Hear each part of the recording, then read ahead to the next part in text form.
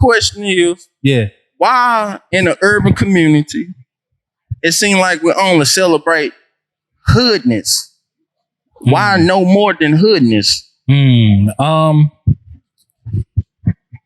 I think when you see a violation of anything, when you have issues, it could be a friendship, it could be a community that's raw with violence and drugs.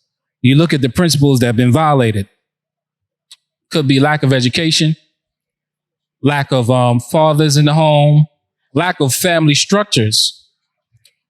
Let's start there with family structures. When you have the lack of family structures, the family structure is the backbone of the society, the community. Okay. So when you have the destruction of that, generation after generation, these are the results of those principles that have been violated. The principle of just having a family, having a father, having a mother, who are able to teach the kids morals, principles, values, and help them to keep up with the changing things that are going on in society.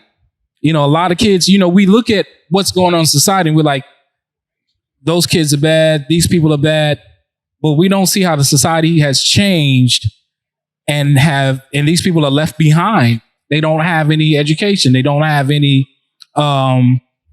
money, any jobs. When you remove these things, you leave people to start to revert to, crime, and not submit to things that are good.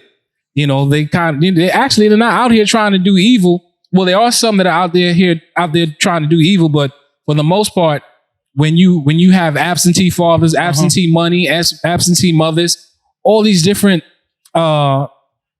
things that make up a good society, you're gonna have crime. That could be white, that could be black. If you look at the white society in Manhattan back in the day in the 1930s, 40s, where you had crime, poverty, we just can't look at one race and say, hey, look, why is it this and why is it that? This is a human thing. Yeah. When you remove the structural things that help a society to function, or a family to function, or a community to function, you will see the opposite of what is good.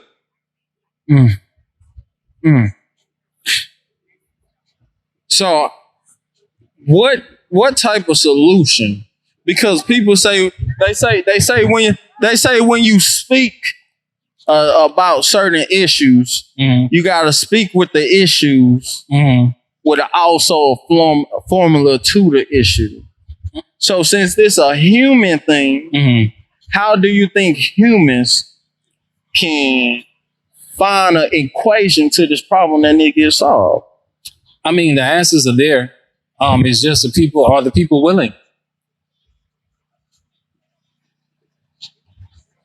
When you walk up to a youngster and he's making money on the street, or he's lost hope, he's unseen so many people killed, can you reach his heart? What can you give him to replace that hurt? What can you give him? Man, I was just talking about that with somebody earlier, because I feel like, I changed my life. I was part of these issues at once upon a time, and still is, and still working at them. Yeah. But overall, this shit is challenging. And for me to go back into the neighborhood and try to reach out to the young man, he can look at me like, dude, you struggling? Yeah. And it's like my influence, it seems like my influence and my voice toward a certain community don't have no value. Well, do our community have the ability to call wrong wrong and right? No. Because it's kind of murky right now, because we've condoned a lot. You hear certain institutions and structures say, hey, look, man, they're doing this, they're doing that. What percentage of us are doing the crime or committing, destruction? And are the people that are not committing the destruction and understand structures and how to build a community for the goodness, how do we have a voice to say, hey, listen, that's wrong to rob that young man. That's wrong to rob that old lady. I get it. I I get what you're saying. Yeah. But what I'm saying is, like, I don't want to tell somebody it's wrong and right. I understand.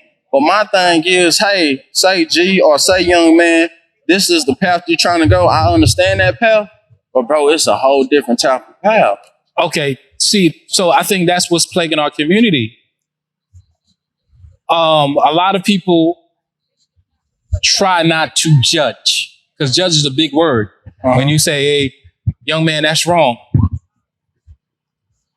But when you can't in your community, when you fear you're young, because trust me, it is fear that will not allow an elder to go to a young man and say, hey, man, that is wrong.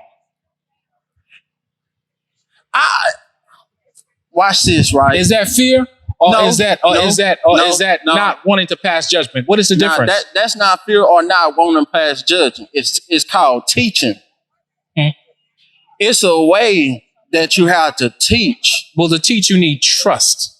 So you can't condemn a person in a certain manner. I'm not saying going to a young man, hey, man, you wrong.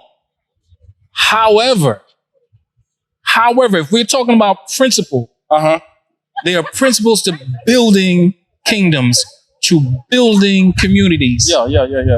There's no gray with it. There's no, hey, you jump off this roof, right? You jump off this roof right now.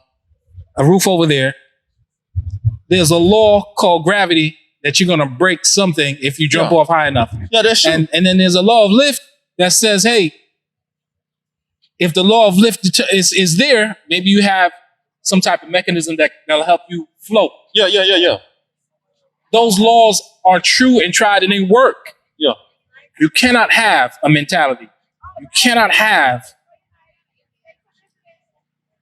people that will destroy your community, that will rob you, that will kill you in your community while you're trying to build it. You understand what I'm saying? They can't exist. I watch this though. This goes back to you said, man, you had said something earlier. Who in our community can say who's right and who's wrong? Well, that's a great point. That's I'm just going back to what the point that you made. Yeah. Who in our community can say who's right and who's wrong? Yeah. So what I'm saying is, to go back to what you asked me, is it fear or something else? So I'm saying it's teaching, right? Because I'm still gonna stick with it. Because in order to